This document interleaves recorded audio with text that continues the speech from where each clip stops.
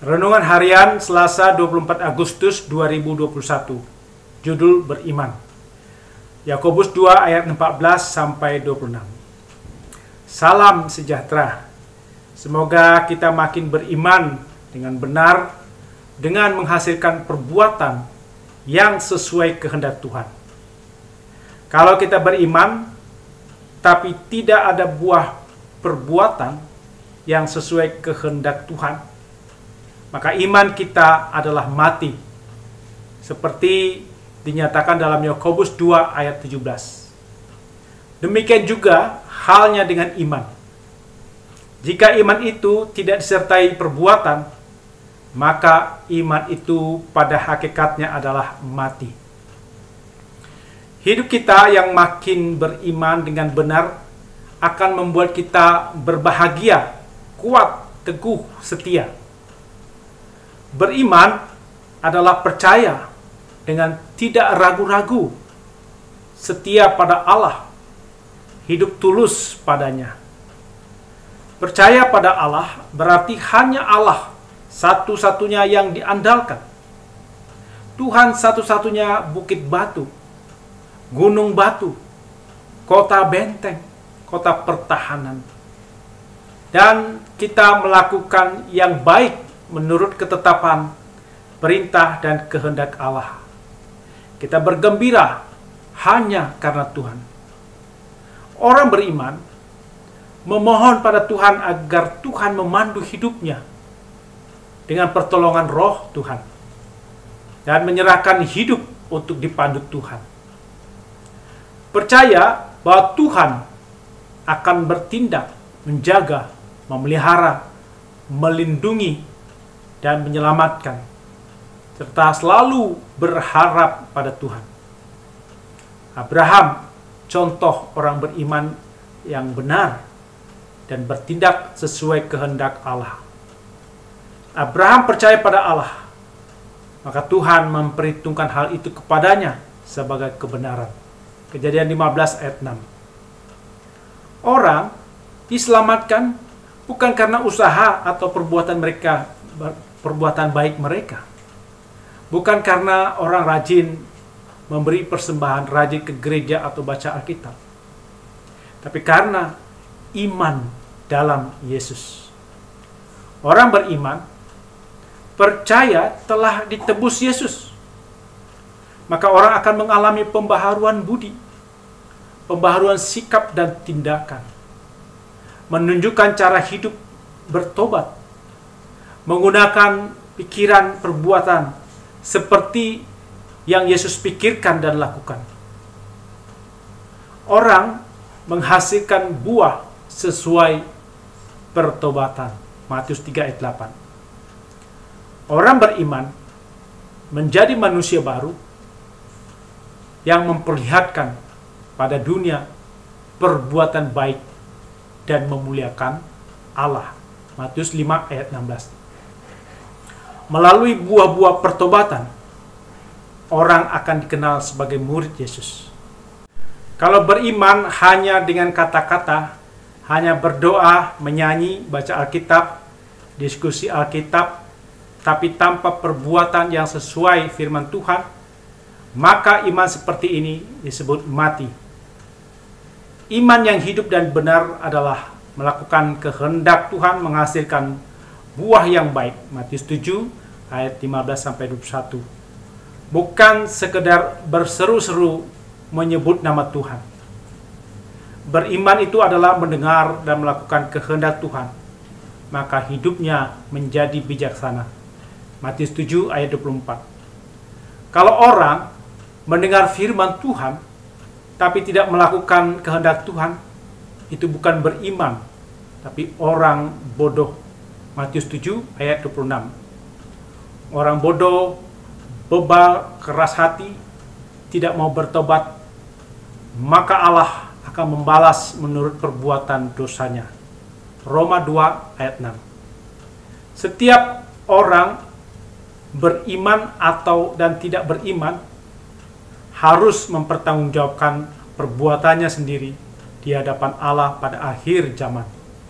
Roma 14 ayat 12. Kalau orang beriman pada satu Allah, setan pun percaya pada satu Allah. Tapi setan tidak mau melakukan kehendak Tuhan. Setan tidak mau mengandalkan Allah dan firman-Nya. Setan mengikuti kehendaknya sendiri, yang jahat, gelap, menyesatkan, menjauhkan orang dari Allah. Orang bebal mengikuti setan, mengikuti kehendak sendiri. Orang beriman hidup sehari-hari, pikiran, perasaan, perilaku mengikuti kehendak Tuhan. Pengakuan iman, tapi kalau perbuatan tidak sesuai kehendak Tuhan, maka imannya mati, tidak ada kebangkitan. Orang yang hanya berkata-kata mengasihi tapi tidak berbuat, seperti kisah A. Melihat orang miskin, A mengatakan, kasihan ya orang miskin, harusnya ditolong, dibantu, keluar keuangannya, diberi pakaian, makanan. Tapi A hanya berkata-kata. Kata-kata A ini tidak ada gunanya, karena dia tidak bertindak, menolong, memberikan bantuan pada orang miskin. Inilah yang disebut iman tanpa perbuatan adalah mati. Hati yang mulia, hati yang mengasihi, harus disertai tindakan nyata. Anak B mengatakan, kasihan ya orang tua saya sudah berlelah mencari uang, mengurus keluarga. Seharusnya saya membantu meringankan beban. Anak B, hatinya mulia dan penuh kasih. Tapi kalau hanya berhenti pada kata-kata, maka hati yang mulia dan penuh kasih akan mati jika tidak dinyatakan dengan perbuatan. Beda dengan anak C, yang sama sekali tidak peduli masa bodoh dengan orang tua yang sudah berlelah mencari uang dan mengurus keluarga. Anak C ini bebal, keras hati. Hatinya sudah mati, digelapkan oleh iblis. Hidupnya bermewah-mewah dengan kartu kredit orang tua.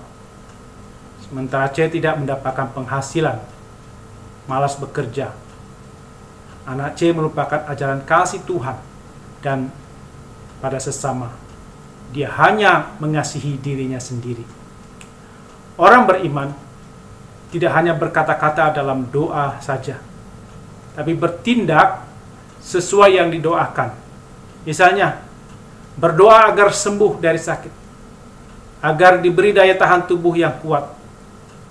Tapi perbuatannya tidak mendukung doa kesembuhan. Perbuatannya menyimpang dari usaha kesembuhan. Tidak mau makan obat, tidak mau makan bergizi, tidak mau berjemur, tidak mau berolahraga, begadang, tidak pakai masker, tidak mau divaksin, dan lain-lain.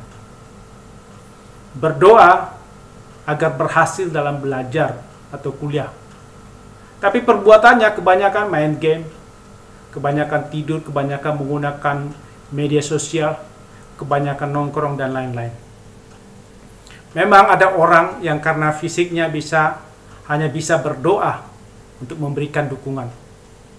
Orang yang masih bisa bekerja, maka dia tidak bisa hanya berdoa, tapi dia juga bekerja, berjuang, melakukan apa yang dikehendaki Tuhan. Iman yang bertumbuh menghasilkan buah perbuatan yang sesuai kehendak Tuhan dan dituntun Roh Kudus. Iman itu ada dalam hati, hanya terlihat dari perbuatan.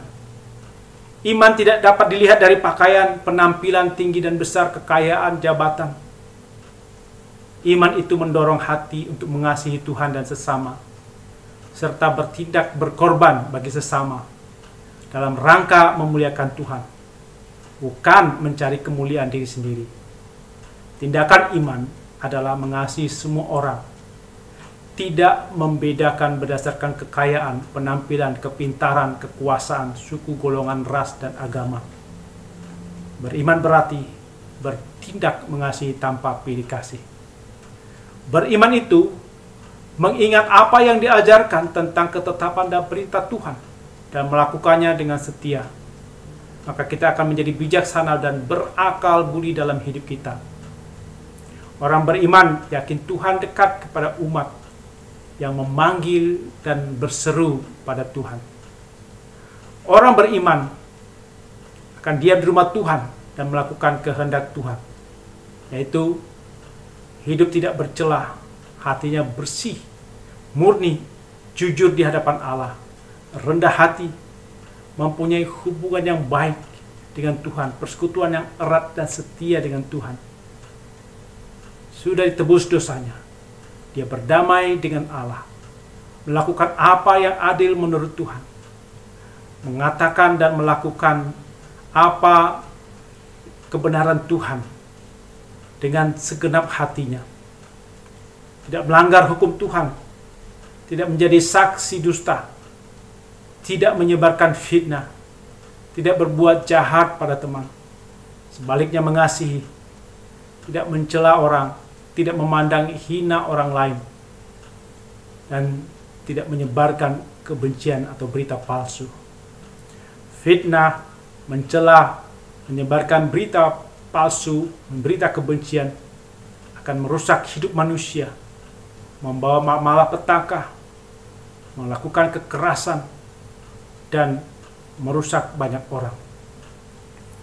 Kita menjauhkan diri dari orang-orang yang menolak Tuhan dan menghormati orang yang takut akan Tuhan.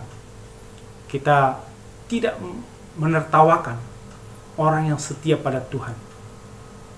Marilah kita beriman dengan perkataan dan perbuatan, agar hidup beriman menjadi nyata, seperti ungkapan NKB 134.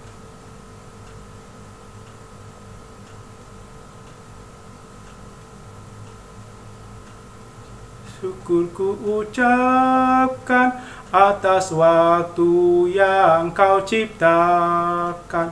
Ku taati, ku hargai di dalam kata dan perbuatanku, agar nyata hidup beriman, agar nyata hidup beriman. Amin. Mari kita berdoa.